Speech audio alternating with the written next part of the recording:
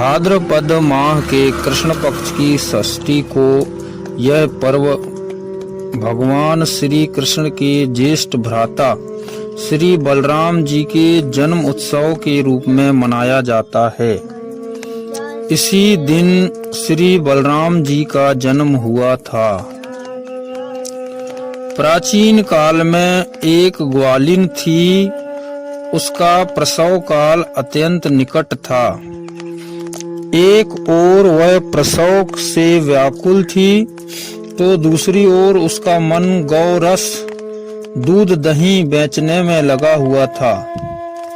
उसने सोचा कि यदि प्रसव हो गया तो गौरस यूं ही पड़ा रह जाएगा।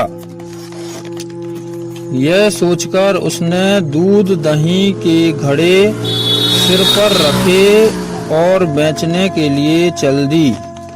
किंतु कुछ दूर पहुंचने पर उसे असहनीय प्रसव पीड़ा हुई। वह एक झरबेरी की ओट में चली गई और वहां एक बच्चे को जन्म दिया। वह बच्चे को वहीं छोड़कर पास के गांव में दूध दही बेचने चली गई। संयोग से उस दिन हल छठी थी।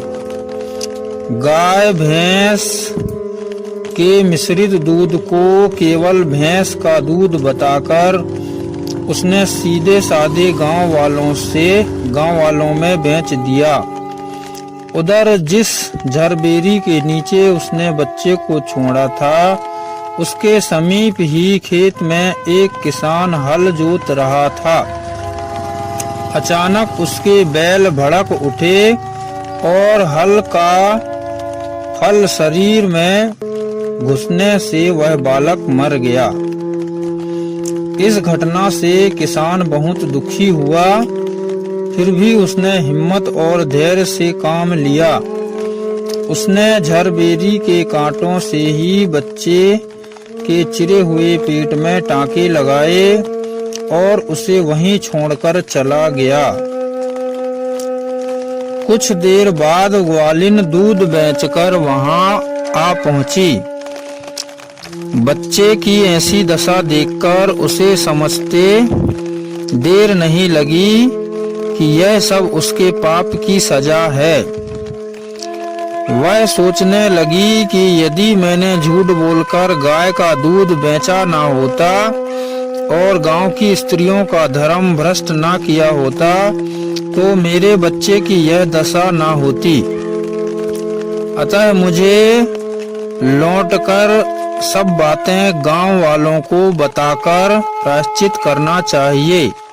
ऐसा निश्चय कर उस गांव में पहुंची जहां उसने दूध दही बेचा था। वह गली गली घूमकर अपनी करतूत और उसके फल स्वरूप मिले दंड का बखान करने लगी।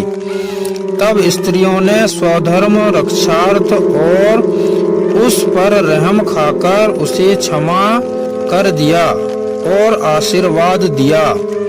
बहुत सी स्त्रियों द्वारा आशीर्वाद लेकर जब तक वह पुनः झरबेरी के नीचे पहुंची तो यह देखकर आश्चर्यचकित रह गई कि वहां उसका पुत्र जीवित अवस्था में पड़ा है।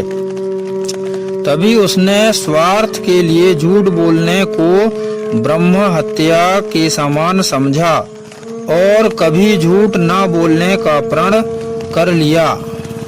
कथा समाप्त।